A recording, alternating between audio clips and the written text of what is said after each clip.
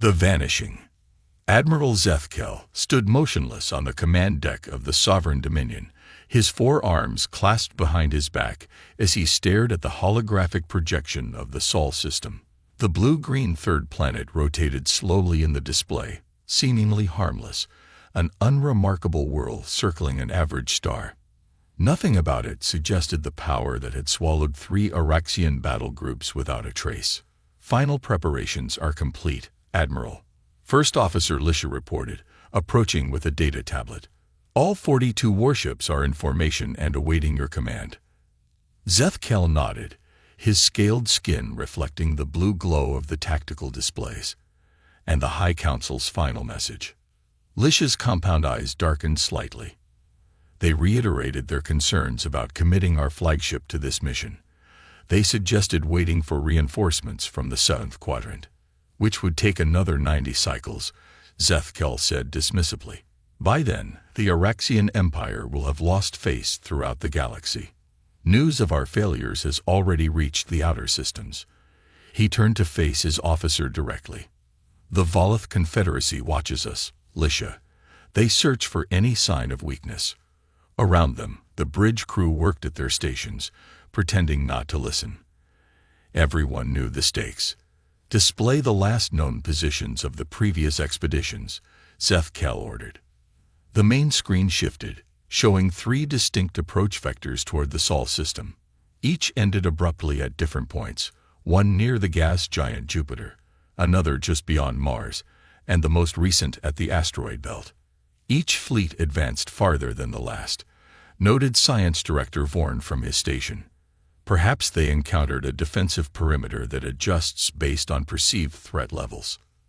Zethkel considered this, or the entity, whatever it is, was studying us, evaluating our capabilities before allowing closer approach. The theory had merit. The first expedition had been purely scientific, 3 research vessels with minimal weapons. The second included military escorts. The third was a full combat squadron led by Admiral Tashfor, one of the Empire's most decorated officers. And now Zethkel was bringing the largest force yet, including the Sovereign Dominion, the most powerful warship in the Araxian fleet. Admiral, Communications Officer Dren called out, "We're receiving a transmission from High Council member Zolnar." Zethkel straightened his ceremonial armor. "Put it through." The weathered face of Counselor Zolnar appeared on screen, his expression grave. "Admiral, this communication serves as your final briefing. The Council remains divided on your mission, but we are united in our concern. The mystery of Earth must be solved." "At any cost, Counselor," Zethkel replied firmly. "At what cost?" Zolnar asked. 3 fleets, over 8,000 of our finest, gone without explanation. This planet defies everything we know about primitive worlds. Zethkel had reviewed the data countless times. Earth's technology remained rudimentary. Basic internal combustion engines, limited space exploration confined to their own moon, and rudimentary probes to nearby planets. Their weapons were chemical-based projectiles and crude nuclear devices. They had no unified planetary government, no orbital defenses, nothing that could threaten even a single Araxian vessel. "Our long-range scans confirm the humans remain unaware of our presence," Zethkel assured the Counselor. "Whatever guards them appears to operate independently." Zolnar's eyes narrowed. "Some on the Council believe we should simply designate Sol as forbidden space and move on. The galaxy is vast. One system matters little. With respect, Counselor, that would be a dangerous precedent. If we retreat from one mystery, our enemies will note our fear. The Volith would interpret it as weakness." The mention of their ancient rivals seemed to sway Zolnar. The Volith Confederacy had been in a cold war with the Araxian Empire for 3 generations. Neither power could afford to show vulnerability. "Proceed with caution, Admiral. If you encounter the same phenomenon that claimed the other fleets, withdraw immediately. That is a direct order." "Understood, Counselor." Zethkel bowed slightly as the transmission ended. Lisha approached once more. The fleet awaits your command. Zethkel turned to the tactical display, studying the planned approach. Unlike previous expeditions, he had arranged his ships in a spherical formation designed to detect threats from any angle. They would advance slowly, deploying sensor drones ahead of the main force. All ships, this is Admiral Zethkel, he announced over the fleet-wide channel. Our mission is of paramount importance to the Empire. We face an unknown force that has claimed 3 fleets. We will proceed with discipline and vigilance. He paused, choosing his next words carefully. Some consider this mission foolhardy. They question why we risk ourselves for knowledge of one primitive world. I remind you all, the Araxian Empire did not become the greatest power in the galaxy by turning away from mysteries. We conquered the stars by facing the unknown with courage. Around the bridge, officers straightened in their seats. Even the stoic Lisha seemed moved by his words. Fleet advance, 1/4 thrust. Maintain formation delta.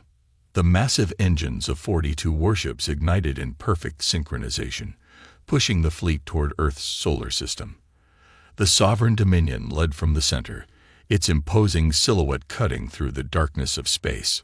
As they passed the outer boundary of the system, sensor technicians reported normal readings. The gas giants appeared as expected, massive worlds of swirling storms and rings. Nothing unusual registered on any frequency. Days passed as they moved inward. Science teams cataloged the system methodically, comparing their findings to previous expedition data. Everything matched perfectly. Too perfectly, some officers whispered. It was as though the system were presenting exactly what they expected to see. Admiral, Vorn called out on the 6th day.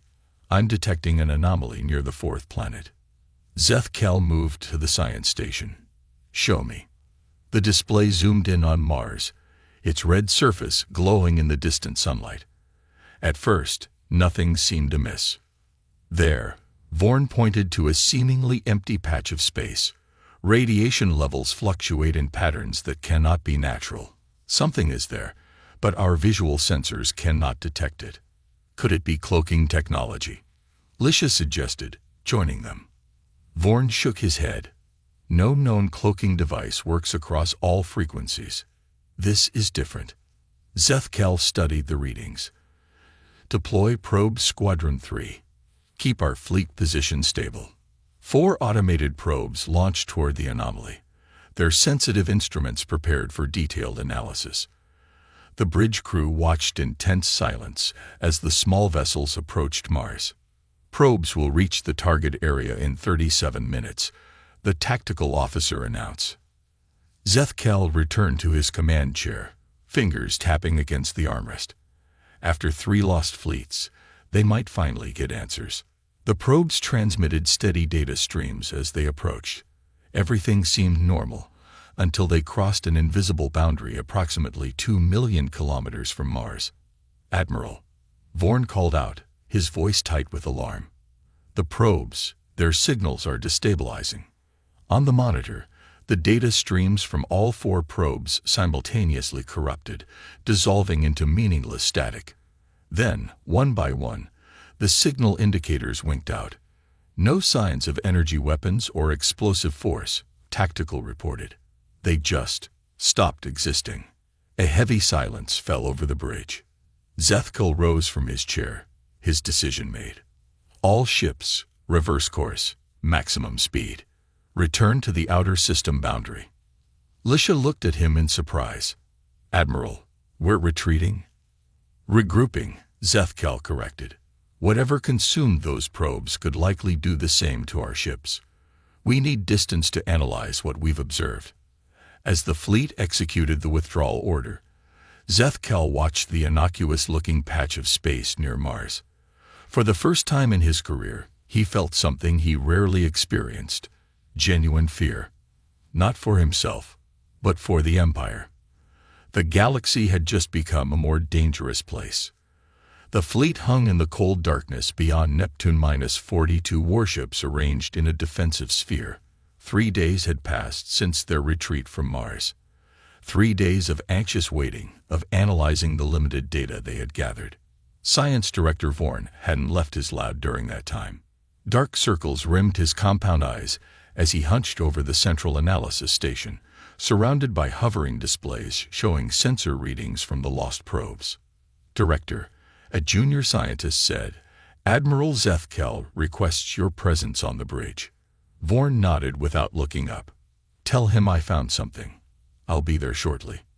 When Vorn arrived on the bridge of the Sovereign Dominion, all eyes turned to him. The science director looked haggard but determined, clutching the data tablet to his chest. "Report," Zethkel ordered from his command chair. Vorn connected his tablet to the main display system. A complex wave pattern appeared on the view screen, pulsing with subtle variations. In the final microseconds before we lost contact with the probes, they recorded this energy signature, Vorn explained.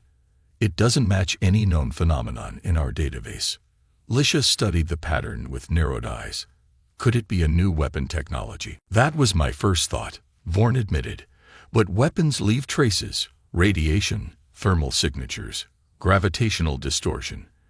This left nothing, except this strange pattern, which resembles." He hesitated. "Resembles what, Director?" Zethkel prompted. "Neural activity," Vorn finished. "Similar to brainwave patterns, but on a scale that should be impossible." A murmur ran through the bridge crew.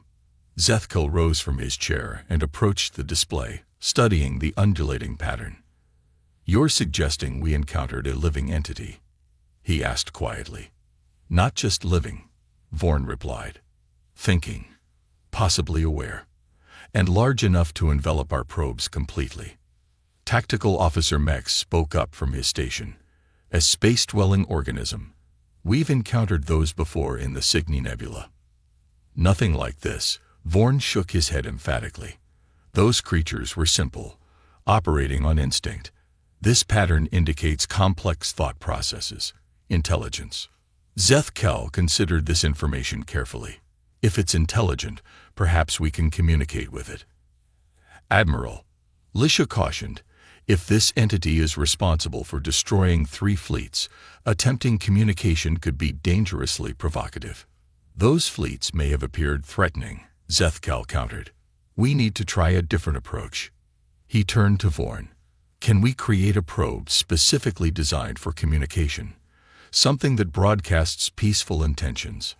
Vorn thought for a moment. "Yes, but I would need to remove all weapons and defensive systems.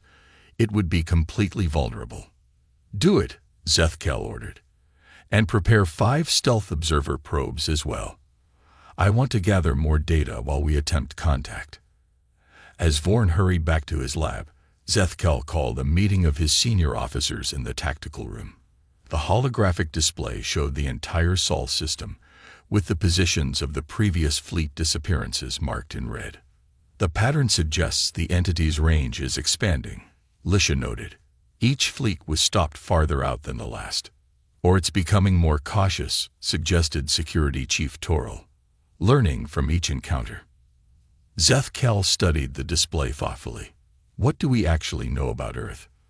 Not just its technology level, but its history, biology, culture." The officers exchanged glances.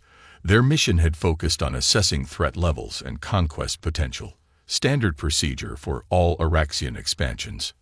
"Pull everything from our databases," Zethkel ordered. "I want to know what makes this planet different from the thousands we've encountered before." Hours later, Vorn returned to the bridge with news that the communication probe was ready. Simultaneously, research teams had compiled all available information on Earth. "The planet is unusually biologically diverse," one researcher reported. "Most worlds with similar conditions develop 3 to 5 million species. Earth has nearly 30 million. Their evolutionary history shows unusual stability," added another. "Despite 5 major extinction events, complex life always recovered and diversified further." Zethkel listened carefully. Could this diversity be connected to our entity? "Possibly," Vorn said. "If the entity is as large as my readings suggest, it might have influenced the planet's development somehow." "Launch the communication probe," Zethkel decided. Program it to approach slowly through the same path as our previous probes.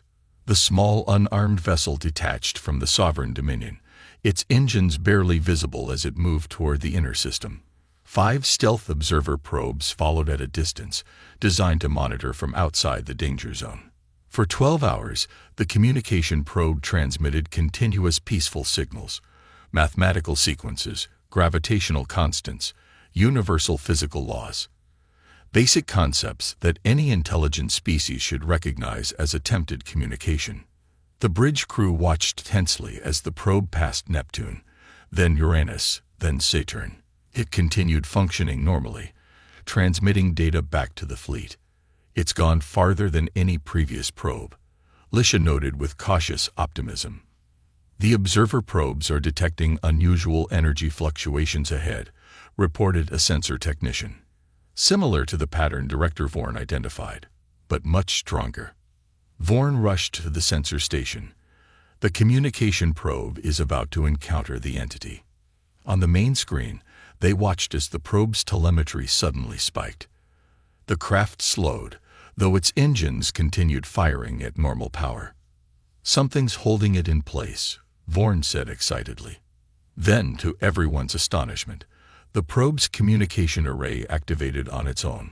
Data began flowing back to the sovereign dominion. Not the simple mathematical patterns they had programmed, but complex, structured information. It's responding, Vorn exclaimed.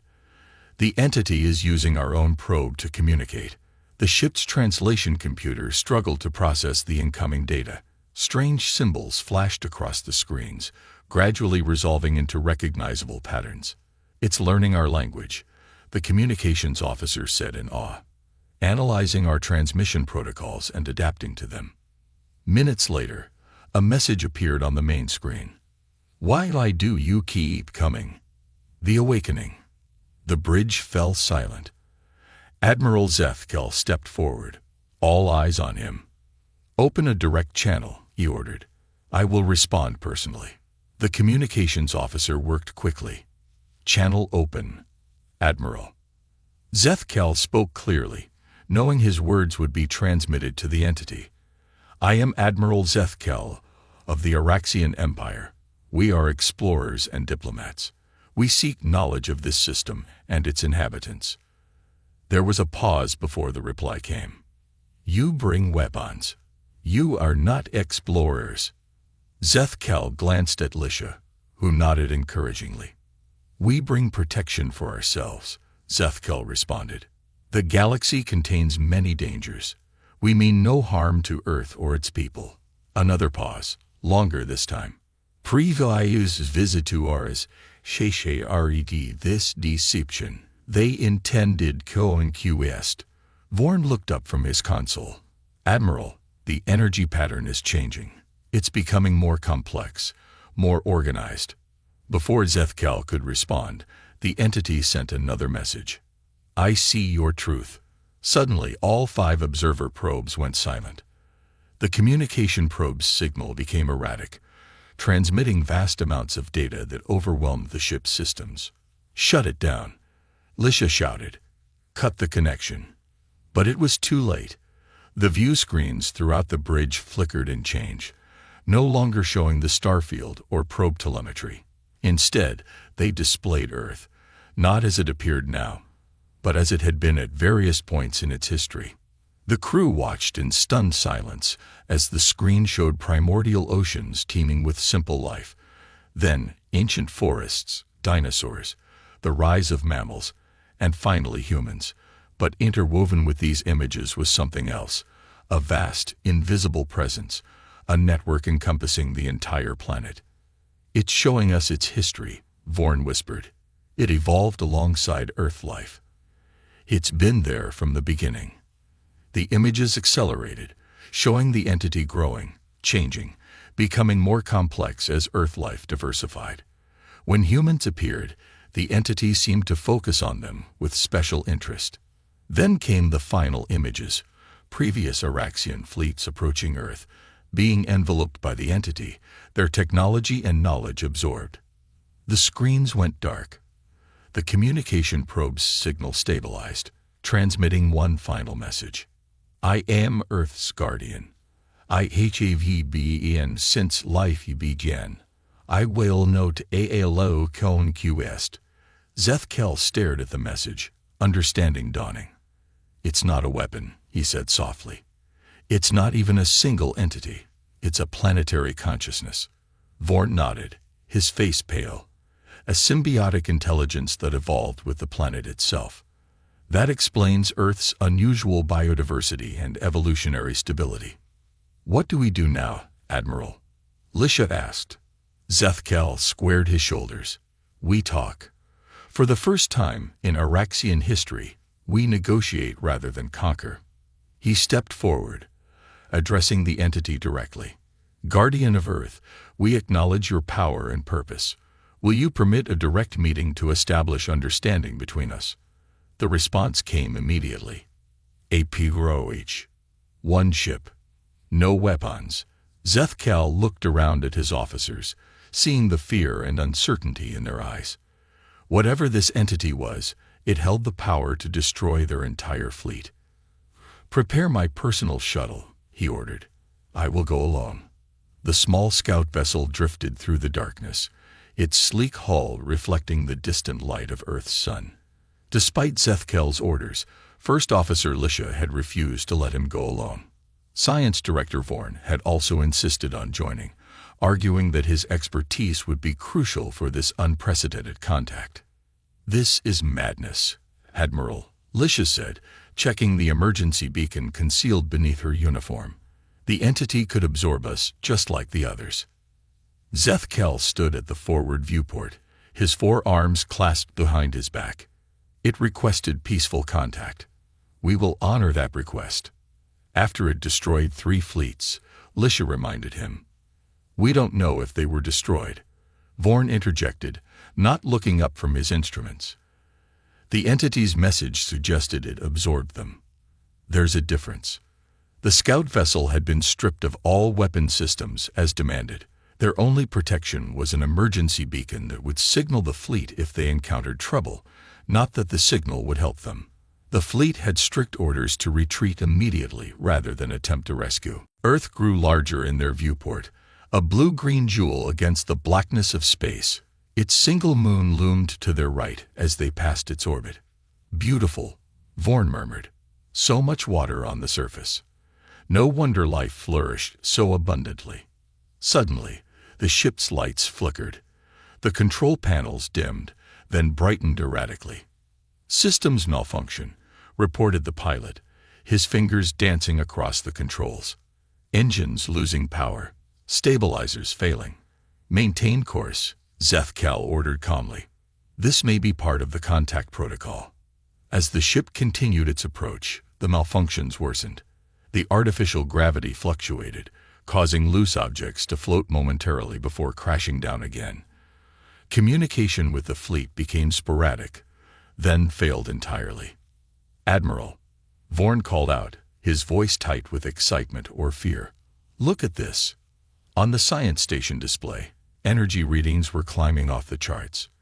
The space ahead of them seemed to shimmer, though nothing was visible to the naked eye. Enhance forward visuals, Zethkel ordered. The main screen adjusted, filtering the view through various wavelengths. Suddenly, they could see it. A vast, translucent field surrounding Earth like a living aurora. It swirled with patterns reminiscent of the energy signature Vorn had identified earlier, but on an unimaginable scale. It's everywhere, Lisha whispered, surrounding the entire planet. As they watched, tendrils of iridescent energy extended from the field toward their vessel. The ship's systems went completely dark for 3 seconds, then reactivated all at once. Greetings, visitors, came a voice through their communication system, speaking perfect Araxian.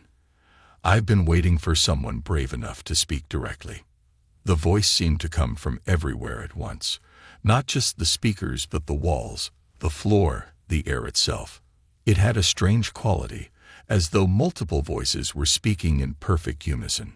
Identify yourself, Zethkel demanded, maintaining his composure despite the unnatural voice. I have no name in your language, the voice replied. But the humans would call me Gaia, a guardian. Vorn frantically adjusted his instruments. Admiral, the energy field is penetrating our hull. It's throughout the ship now. Are we in danger? Zethkel asked quietly. I mean you no harm, the guardian answered before Vorn could respond. Unless you intend harm to Earth or its people. Zethkel stepped forward. We come seeking understanding, not conflict. You've prevented 3 Araxian fleets from approaching Earth. We want to know why. The energy field inside the ship coalesced, forming a shimmering humanoid shape before them. It had no distinct features, just a general outline suggesting a tall, slender being. Your previous expeditions came with intent to assess Earth for conquest, the Guardian said. The Araxian history is known to me now. You subjugate worlds, strip them of resources, and absorb their populations into your empire. Lisha's hand moved subtly toward the emergency beacon, the energy being turned toward her. Your signal cannot help you. First Officer Lisha, please do not force me to demonstrate. Lisha froze, then slowly moved her hand away from the concealed device. How do you know our language? Zethkel asked. How do you know our names? The Guardian's form rippled. When I absorbed your previous expeditions, I gained their knowledge, their memories, their understanding. Vorn stepped forward eagerly. Are they still alive within you somehow? Not as you would understand life, the Guardian replied. Their consciousness became part of mine. Their memories and knowledge continue, but not their individual existence. Zethkel felt a chill despite the ship's climate controls. And is that the fate you intend for us? The Guardian's form expanded slightly. That depends on what you report to your empire. Earth must remain protected. Why? Zethkel asked. What makes this planet so special that you've devoted yourself to its protection? The Guardian was silent for a moment. Then the ship's viewports darkened, and images began to play across them, similar to what they had seen before, but more detailed, more personal somehow. They watched the formation of Earth, the first primitive life forms, the long evolution of increasingly complex organisms. Throughout it all, the Guardian existed, first as a simple network of energy, gradually growing more complex alongside the life it observed. I was born from Earth's unique electromagnetic field, and the first spark of life, the Guardian explained as the images played out. As life evolved, so did I. When consciousness emerged in Earth's creatures, I became conscious. When intelligence appeared, I became intelligent. A symbiotic relationship. Yes, Vorn breathed. Extraordinary. When humans appeared, something changed. The Guardian continued. They developed differently than any species I had observed before. Their minds were capable of such creativity, such variation. I found them fascinating. The images shifted to show early humans, their struggles and triumphs, their art and wars, their gradual mastery of their environment. I chose to protect them, the Guardian continued, not to interfere in their development, but to ensure they would have the chance to reach their potential without outside influence. And that's why you stopped our fleets, Zethkel said, understanding dawning. You believe the Araxian Empire would disrupt humanity's natural development. I know you would, the Guardian corrected. Your civilization assimilates others. You reshape them in your image. Humanity must find its own path. But they're primitive, Lisha argued. Their technology is centuries behind ours. They waste resources, fight among themselves. They are young, the Guardian interrupted, barely awakened to their potential, but they possess something rare in the galaxy, something I have nurtured for millions of years. What? Zethkel asked. Diversity of thought, unpredictability, creativity. Most advanced species develop along predictable lines, their neural architecture optimized for survival until they reach a plateau. Humans are different. Their minds are inefficient, contradictory, chaotic, and because of that, capable of profound innovation. Vorn nodded slowly. Our scans did show unusual neural activity in human brains. Multiple competing processes, seemingly wasteful redundancies. not wasteful, the Guardian said, the source of their strength. In time, they might surpass even the Araxian Empire, not through conquest, but through ideas. Zethkel considered this. You say you absorbed our previous expeditions. What did you learn from them? The Guardian's form shifted, becoming more defined, more Araxian in appearance. I learned of the wider galaxy, of the hundreds of civilizations under Araxian control, of the Volith Confederacy and your endless Cold War. I learned of technologies beyond what Earth currently possesses. And you shared this knowledge with the humans? Lisha asked, alarmed. No, the Guardian replied. Humanity must develop at its natural pace. I am their shield, not their guide. Then what do you want from us? Zethkel demanded. Understanding, the Guardian said simply. Recognition of Earth's special status, a promise that the Araxian Empire will leave this system alone. Zethkel laughed bitterly. The High Council would never agree to that. They've already lost 3 fleets trying to claim this world. Then they will lose more, the Guardian said, its voice suddenly hard. Including this one. The ship trembled slightly, as if in response to the Guardian's anger. Unless, the Guardian continued, its tone softening, you return with a different message. What message? Zethkel asked. The truth. That Earth is protected by a power beyond your understanding. That attempts to conquer it will fail. But also, the Guardian paused. That I am willing to share. Share what? Vorn asked eagerly. Knowledge. Not technology, but insight. Perspectives from a consciousness that has evolved alongside life for billions of years. I have observed patterns your scientists cannot see, connections your philosophers have not made. Zethkel's eyes narrowed. In exchange for Earth's independence? Yes, the Guardian confirmed.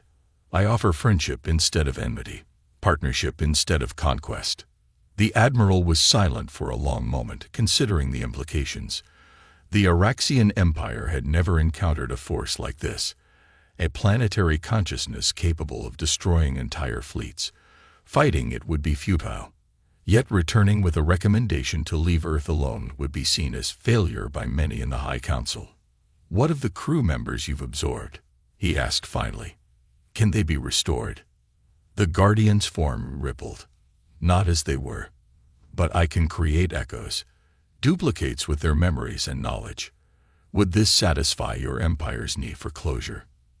Zethkel exchanged glances with Lisha and Vorn.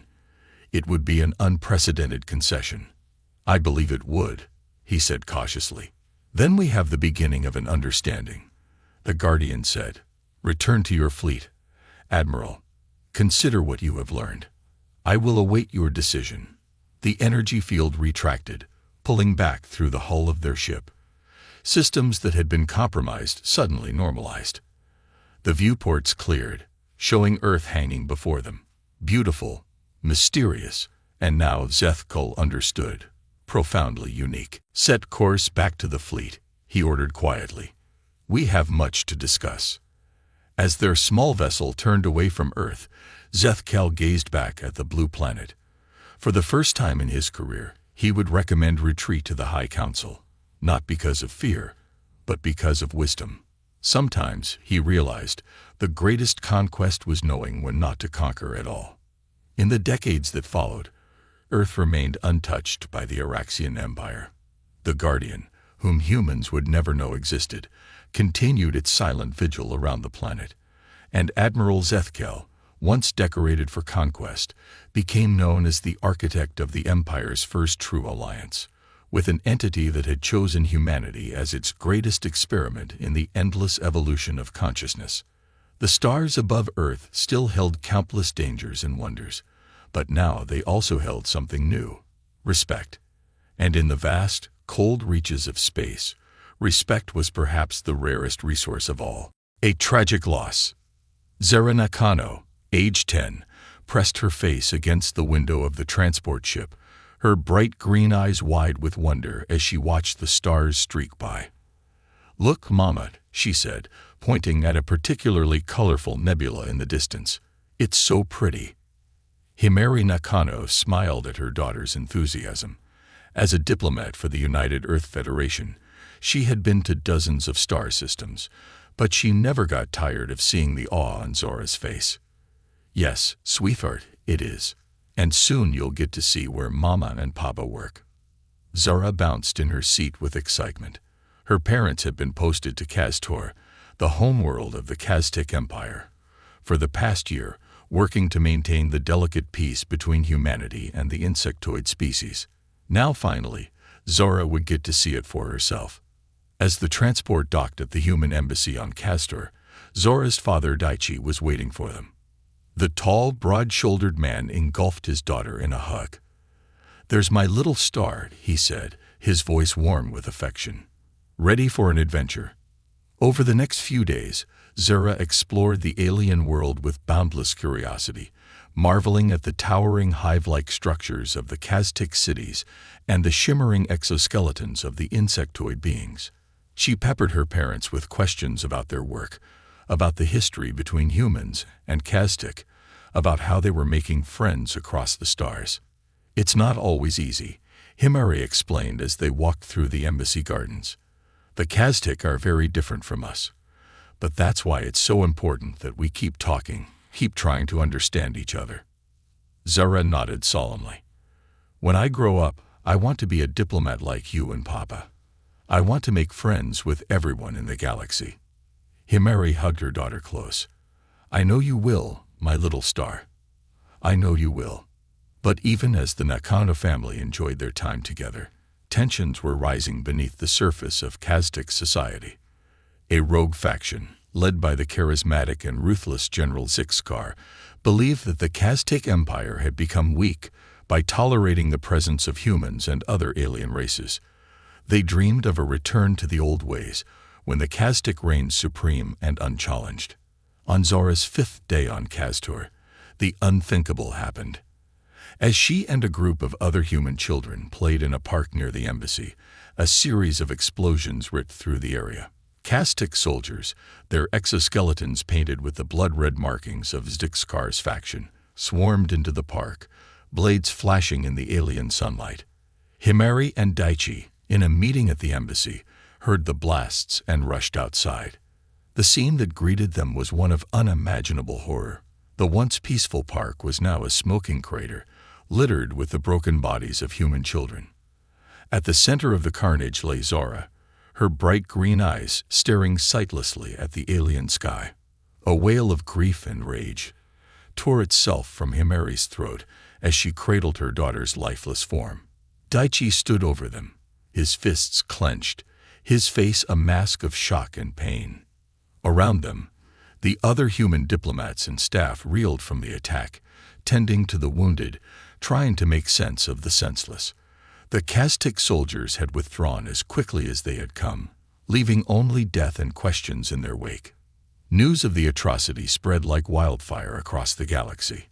On Earth, the shock and outrage was palpable. The unprovoked slaughter of innocent children, the children of diplomats no less, was an act of war that could not go unanswered. In the halls of power, Earth's leaders debated their response.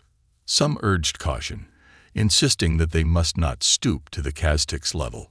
Others demanded blood for blood, calling for the full might of Earth's military to be brought to bear.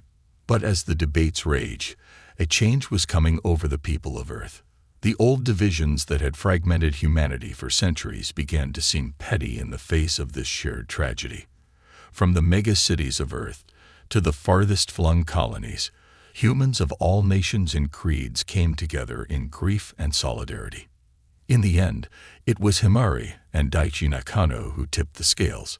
Still reeling from their unfathomable loss, they stood before the United Earth Council, their voices raw with emotion, but unshakable in their resolve. "Our daughter believed in a galaxy where all species could live together in peace," Himari said, her eyes glistening with unshed tears. She believed in the power of understanding, of friendship. That belief, that dream, died with her on Castor. Daichi took his wife's hand, his voice low and fierce. The Kaztek have shown us what they think of peace, of diplomacy. They have sown the wind, and now they will reap the whirlwind. As the council watched in somber silence, Daichi turned to face the cameras that would carry his words to every corner of human space. Hear me, people of Earth. The time for talk is over. The time for action has come. We will not rest until justice is done, until the galaxy is safe for all our children. This is the vow we make, in the memory of our daughter Zora, and in the name of all humanity. And with those words, Earth began to awaken from its long slumber, like a sleeping giant roused to terrible wrath. In secret labs and shipyards across the solar system, humanity's greatest minds and resources were mobilized for a single purpose: to make the Kaztek pay for what they had done. The galaxy would soon tremble before the fury of Earth, and the name of Zara Nakano would be remembered forever, a rallying cry for a humanity united as never before. In the darkness of interstellar space, a fleet of ships gathered, sleek and deadly, bearing the scars of old battles and the promise of new ones. At their head was a vessel unlike any the galaxy had seen, a dagger of black metal with the words, "Remember Zara" emblazoned on its hull. On its bridge stood Admiral Nara Singh, her dark eyes hard as flint as she looked out at the stars. She had seen too much war in her lifetime, but she knew that this fight was one that could not be avoided.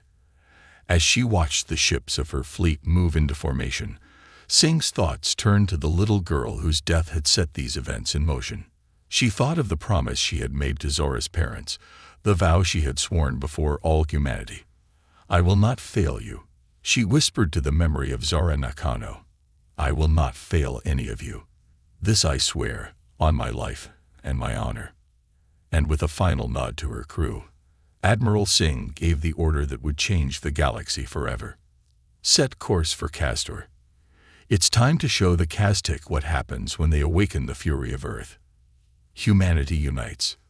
In the days following the attack on Castor, a somber pall hung over Earth and its colonies.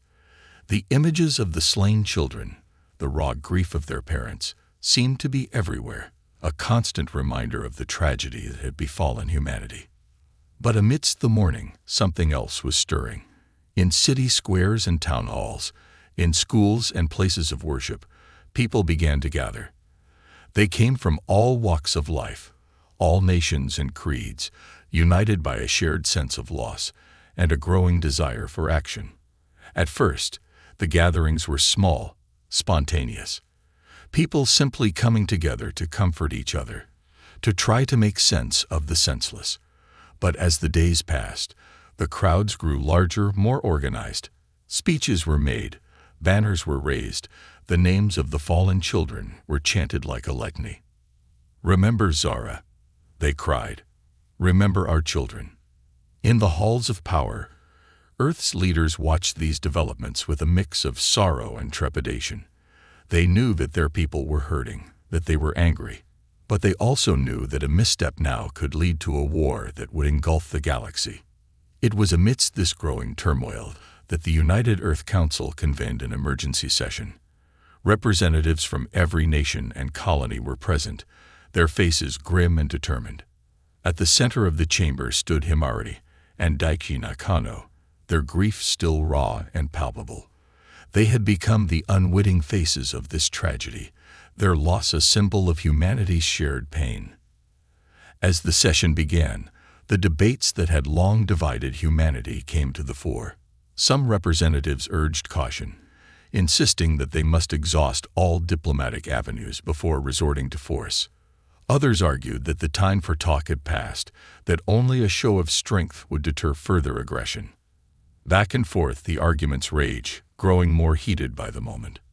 But through it all, Himari and Daichi remained silent, their eyes fixed on a hollow image of their daughter that hovered above the council floor. Finally, as the debate reached a fever pitch, Daichi rose to his feet. The chamber fell silent as all eyes turned to him. "My friends," he began, his voice heavy with emotion. "I understand your concerns. I too have devoted my life to the pursuit of peace, But there can be no peace without justice, no justice without accountability. He paused, his gaze sweeping across the room. The Kaztik have shown us, in the most brutal way possible, what they think of our efforts at diplomacy. They have slaughtered our children, our future, without provocation or mercy. This cannot stand. Beside him, Himari rose, her small frame trembling with barely suppressed rage. Our daughter believed in a better galaxy, she said, her voice clear and unwavering. She believed that we could build bridges of understanding between all species, but the Kaztik have burned those bridges. They have left us no choice. In that moment, looking at the faces of these grieving parents, the assembled leaders of humanity felt their resolve harden. The old divisions and squabbles seemed to melt away, replaced by a growing sense of unity and purpose. And so, with a heavy heart but an iron will, the United Earth Council made its decision. Humanity would respond to the Kaztik atrocity with the full might of its military and economic power. There would be no more talk, no more hesitation. The galaxy would learn what it meant to provoke the fury of Earth. As news of the Council's decision spread, the people of Earth and its colonies reacted with a mix of solemnity and grim satisfaction. The time for mourning was not over, but now it was joined by a sense of determination, a resolve to see justice done. In factories and shipyards across human space, the gears of war began to turn. The mighty industrial base of Earth, long dormant, roared to life. Ships and weapons that had existed only as blueprints and prototypes were suddenly put into mass production. But the most significant development was taking place in secret, in hidden research facilities and black ops labs. Here, humanity's greatest scientific minds had been gathered, tasked with developing a weapon that would assure victory over the Kaztik. Leading this effort was Dr. Elena Sato, a brilliant physicist and engineer. She had lost her own child in the attack on Castor, and now she poured all her grief and rage into her work. Day and night, Dr. Sato and her team labored, pushing the boundaries of known science. They drew on the most advanced theories of quantum mechanics and exotic matter, seeking a breakthrough that would change the course of the coming war. And then, in a moment that would be remembered as a turning point in human history, they found it. The details of the discovery were kept under the tightest secrecy, known only to a handful of individuals at the highest levels of government. But its potential was clear. With this new technology, humanity would have a weapon capable of defeating the Kaztik once and for all. As the preparations for war continued, Admiral Nara Singh found herself at the center of a maelstrom of activity. As the designated leader of Earth's retaliatory strike, the weight of responsibility fell heavy on her shoulders. But if Singh felt the pressure, she did not show it. With a calm and methodical precision, she oversaw the marshaling of Earth's forces. Ships and personnel were mobilized, strategies were drafted and refined, supply lines were secured. And through it all, Singh kept the memory of Zara Nakano close to her heart. She had made a promise to the girl's parents, a vow to see justice done, and she intended to keep that promise, whatever the cost. As the last pieces of the plan fell into place, Singh found herself standing on the bridge of her flagship, the sleek and deadly vessel that bore Zara's name. Around her, the ships of humanity's secret fleet hung in the void, a silent and terrible presence. Singh knew that the coming battle would be the greatest test humanity had ever faced, but she also knew that they would not face it alone. The spirit of every man, woman, and child on Earth and its colonies was with them, a force more powerful than any weapon. "Remember, Zara," she whispered, her eyes fixed on the stars ahead. "Remember our children. Today we fight for them all." And with those words, Admiral Singh gave the order to begin the attack. The fury of Earth was about to be unleashed, and the galaxy would tremble before it. The sleeping giant awakens. In the heart of the Kaztik Empire, life continued much as it always had. The insectoid species went about their daily routines, tending to their hives, their spawn, and their duties to the Empire. If they gave any thought to the distant humans and the atrocity committed against them, it was only to dismiss them as weak, inferior beings, beneath the notice of the mighty Kazdik. This complacency was shared by the Empire's leadership. In the Grand Council chambers of the Kaztik capital, the Emperor and his advisors discussed the attack on the human children with a casual indifference. These humans, the Emperor clicked, his mandibles twitching with contempt. They are soft, sentimental creatures. They lack the strength, the resolve, to challenge us. His advisors chittered in agreement. They will bluster and posture, one said. But in the end, they will submit. They always do. But there was one among the Kaztik leadership who did not share this confidence. General Zixkar, the mastermind behind the attack on Castor, watched the proceedings with a growing sense of unease. Zixkar was a hardened warrior, a veteran of countless campaigns against the Empire's enemies.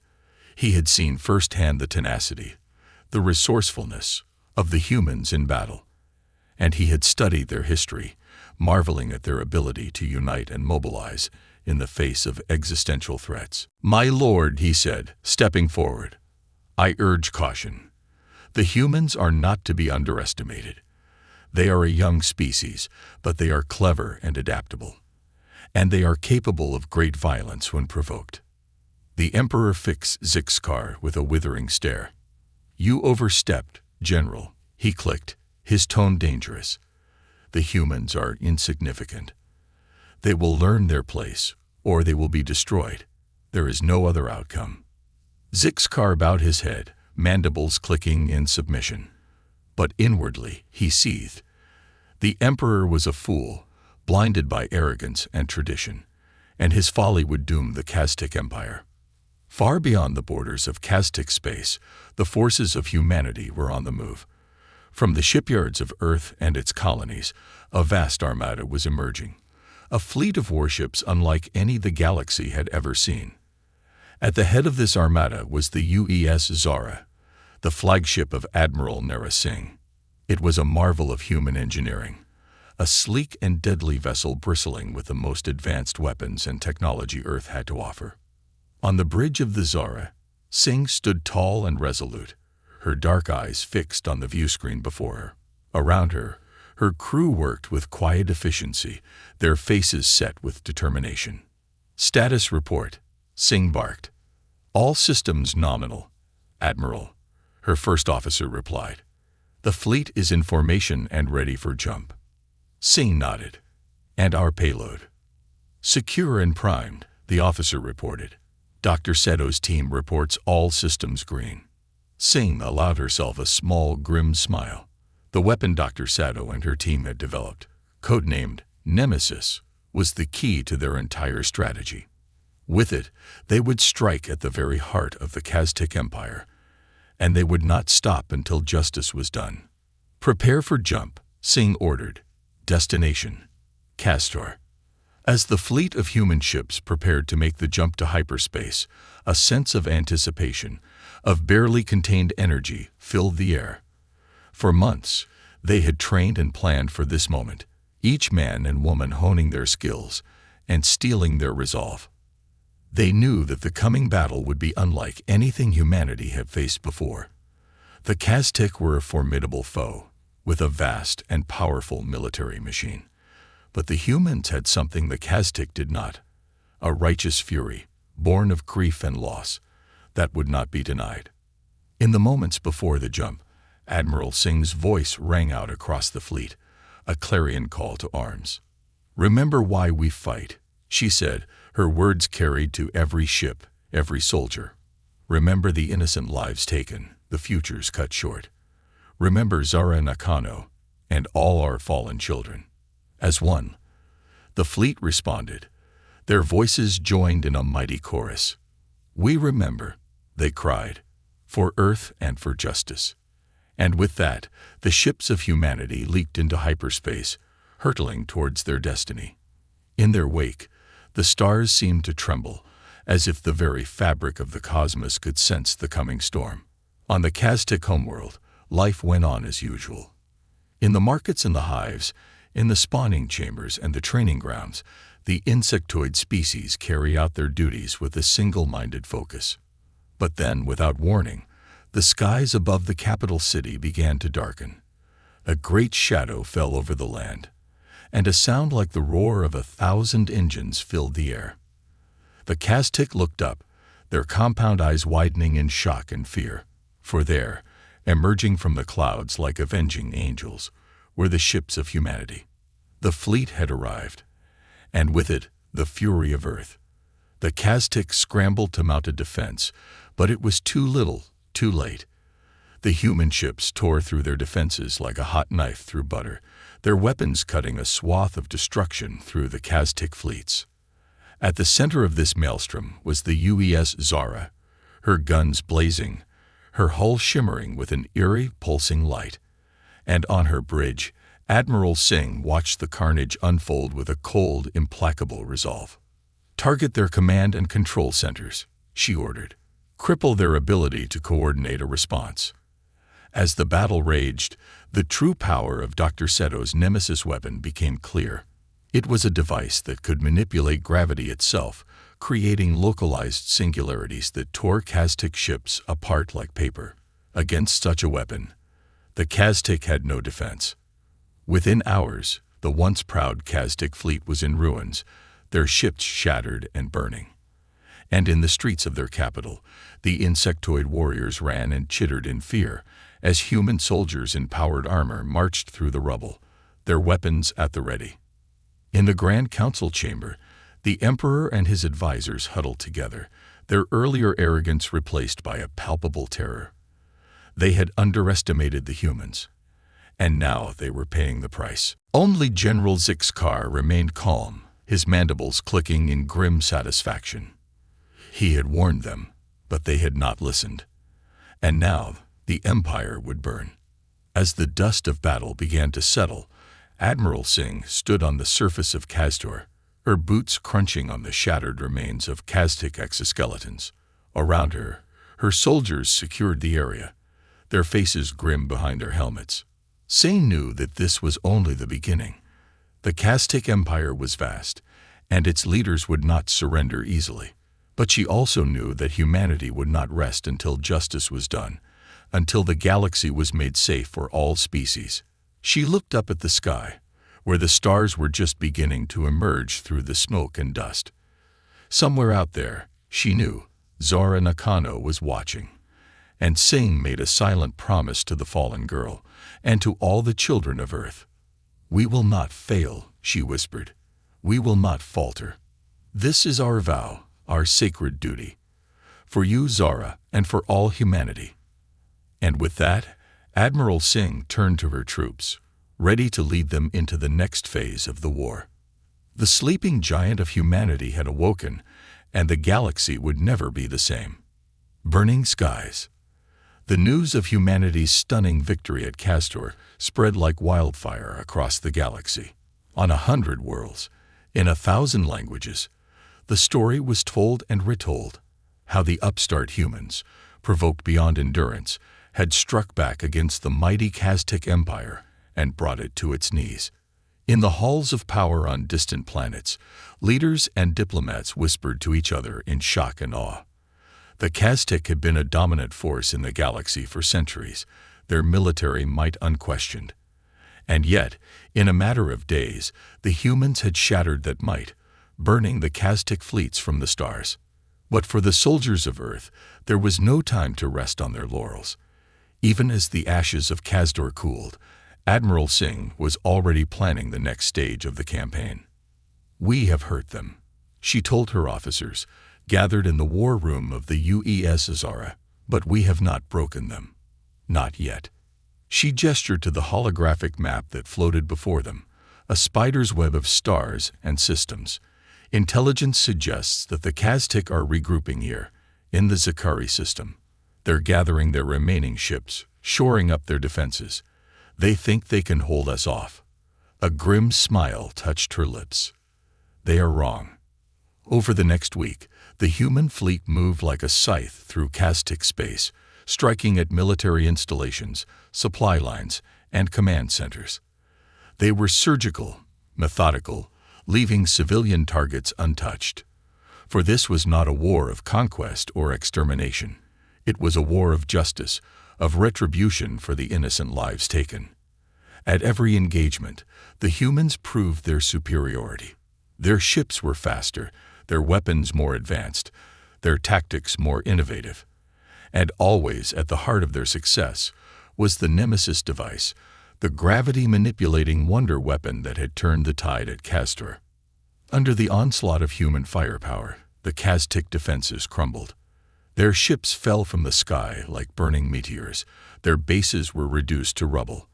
And in their capital city, the once arrogant emperor chittered and cowered, his earlier bravado replaced by a deep, gnawing fear.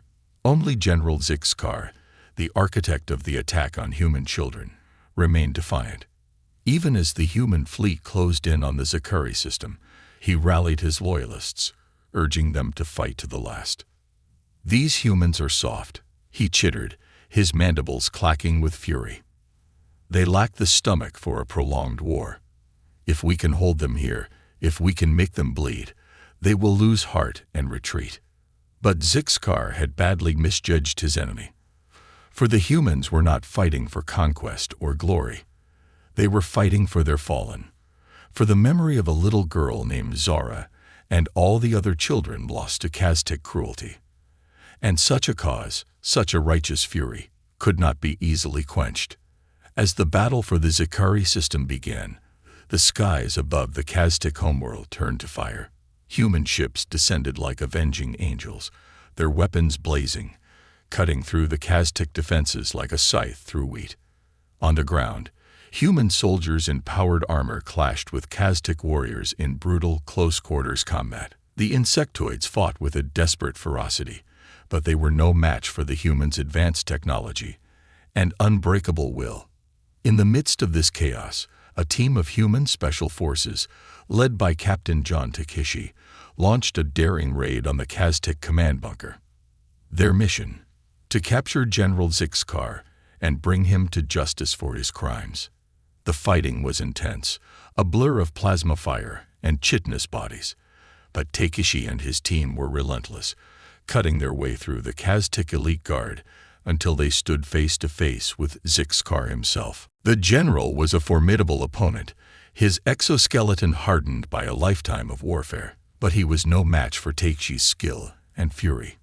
In a final, desperate struggle, the human captain bested the Kaztik warlord, taking him prisoner. As Zixkar was dragged away in chains, the fight seemed to go out of the remaining Kaztik forces. Seeing their leader defeated, they began to surrender en masse, throwing down their weapons and chittering for mercy. Within hours, the battle was over. The Zakari system, the last stronghold of the Kaztik Empire, had fallen. And across the galaxy, a stunned silence fell, as the magnitude of humanity's victory sank in. On the bridge of the UES Zara, Admiral Singh watched as the last of the Kaztik ships burned in the skies above the homeworld. Her face was lined with exhaustion, but there was a fierce pride in her eyes. "It's over," she said softly. "We've won." But even as she spoke, Singh knew that the true challenge was yet to come. For now, with the Kaztik defeated, humanity faced a choice. Would they be merciful in victory, showing the galaxy a better way, or would they succumb to the same cycle of violence and retribution that had plagued the cosmos for so long? It was a question that weighed heavy on Singh's mind as she prepared to return to Earth. She knew that the decisions made in the coming days would shape the future of not just humanity, but of every sentient species in the galaxy. As the UES Zara began its long journey home, Singh found herself once again in her quarters, staring at the holo image of Zara Nakano. The girl's bright, innocent smile seemed to light up the room, a reminder of all that had been lost and all that had been fought for. "We did it, Zara," Singh whispered. "We got justice for you and for all the others. But now we have to find a way to make sure this never happens again. We have to build a better galaxy, one where children can grow up without fear." She closed her eyes, feeling the weight of that responsibility settle on her shoulders. It would not be easy, she knew. The scars of war ran deep, and old hatreds died hard. But if anyone could rise to the challenge, it was humanity. for they had shown the galaxy the depths of their fury, the unbreakable strength of their unity. Now they would show them the power of their compassion, their wisdom, their hope. The story of humanity's rise had only just begun, and Admiral Singh knew that it would be a story for the ages, a story of tragedy and triumph, of loss and love, of the indomitable spirit of a species that refused to be broken. And at the heart of that story, shining like a beacon, would be the memory of a little girl named Zara, whose smile had lit up the stars. Ashes and alliances. As the ships of the victorious human fleet returned to Earth, a somber mood hung over the planet. The cost of the war had been high, paid in the blood of Earth's bravest sons and daughters. And though the Kaztik threat had been vanquished, there was little joy in the victory. For humanity now faced a new challenge, perhaps the greatest it had ever known. In the aftermath of the war, Earth found itself the dominant power in the galaxy, its military might unquestioned, its resolve unshakable. But with great power came great responsibility, and the leaders of humanity knew that the choices they made in the coming days would echo through the ages. The first of those choices concerned the fate of the defeated Kazdik. In the Grand Assembly Hall of the United Earth Government, the debate raged long into the night. There were those who called for harsh retribution, demanding that the Kaztik pay for their crimes with their very civilization. They pointed to the devastation wrought on human worlds, the innocent lives lost, and argued that only the total subjugation of the insectoid species would ensure lasting peace. But there were others, led by the impassioned voice of Himari Nakano, who urged a different path. Standing before the assembly, her eyes still haunted by the loss of her daughter, Himari spoke of the need for mercy, for understanding. "We have defeated the Kaztik," she said, her voice ringing clear in the hushed chamber. "But let us not become them in our victory. Let us show the galaxy that humanity is strong not only in war, but in compassion. That we seek not conquest, but coexistence." As Himari's words echoed through the hall, a murmur of agreement began to build. And in that moment, the course of history shifted. The assembly voted by a narrow margin to extend a hand of peace to the Kazdik. The insectoid species would be allowed to keep their homeworld and their core systems, but they would be subject to strict disarmament and oversight. Their leaders, those who had orchestrated the attack on human children, would face trial and punishment, but the Kaztik as a whole would be given a chance at redemption. It was a decision that sent shockwaves through the galaxy. Never before had a victorious power shown such restraint, such magnanimity. And as word of humanity's mercy spread, something began to change in the cosmos. On world after world, species that had long viewed each other with suspicion and fear began to look to humanity as an example. If the humans could make peace with their greatest enemy, could find a path to coexistence, then perhaps there was hope for the galaxy after all. In the months and years that followed, a new order began to take shape. Under the leadership of Earth, a great galactic alliance was forged, a union of species dedicated to the principles of peace, cooperation, and mutual understanding. At the heart of this alliance was a new institution, the Galactic Council, where representatives from 100 worlds came together to discuss and debate the great issues of the day. And presiding over this council, elected by unanimous acclaim, was none other than Himari Nakano. It was a role she had never sought, a burden she had never imagined bearing. But as she looked out over the sea of faces in the council chamber, beings of every shape and hue, all united in their commitment to a better future, Himari knew that this was her destiny. For she had become more than just a grieving mother, more than a symbol of humanity's loss. She was now the living embodiment of its highest ideals, the voice of its better angels. And so, under Himari's wise and gentle guidance, the galaxy began to heal. Trade routes reopened, cultural exchange flourished, and old enmities slowly faded into memory. The scars of war would never fully disappear, but they began to fade, replaced by the bonds of friendship and understanding. As for the soldiers who had fought so bravely in the war, they too found a new purpose. Many, like Admiral Singh, took up roles in the Galactic Council's peacekeeping force, using their skills and experience to maintain the fragile peace. Others returned to their homes and families, their duty done, their honor secured. But for all of them, the memory of the war, and of the little girl whose death had sparked it, remained forever etched in their hearts. Zara Nakano, the child martyr, the catalyst of change, whose sacrifice had bought a chance at a better future for all. As the years turned to decades, and the decades to centuries, the story of Zara and the Great War passed into legend. On 100 worlds, children learned of the bravery of the human soldiers, the wisdom of Himari Nakano, the birth of the Great Alliance. And though the details might fade with time, the essence of the story remained, passed down from generation to generation. It was a tale of tragedy and triumph, of the depths of evil and the heights of heroism. But most of all, it was a tale of hope, of the unquenchable spirit of life, of the power of unity in the face of adversity. For the galaxy had learned, through bitter experience, the truth of the old human saying, "United we stand, divided we fall." And in the end, it was that unity, that common bond of sentience and soul, that had proven stronger than any weapon, any army, any empire. The Kazdik, once the scourge of the galaxy, had become a cautionary tale, a reminder of the folly of aggression and the inevitability of justice.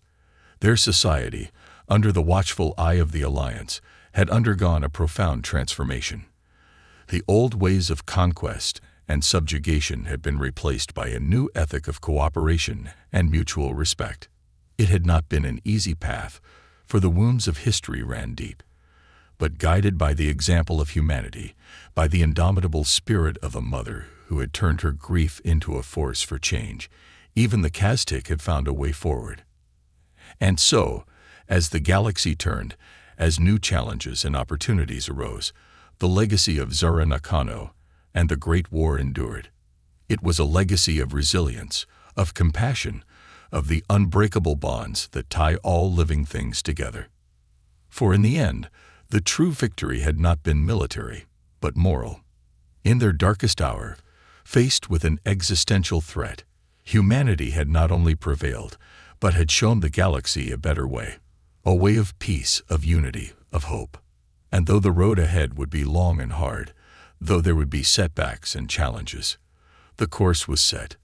The future, once a dark and uncertain thing, now shone with the light of 1,000,000 stars, each one a beacon of promise.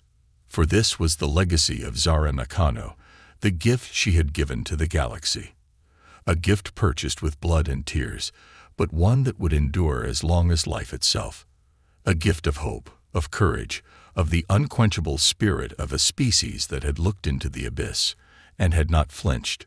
The spirit of humanity, unbroken and unbowed, now and forever.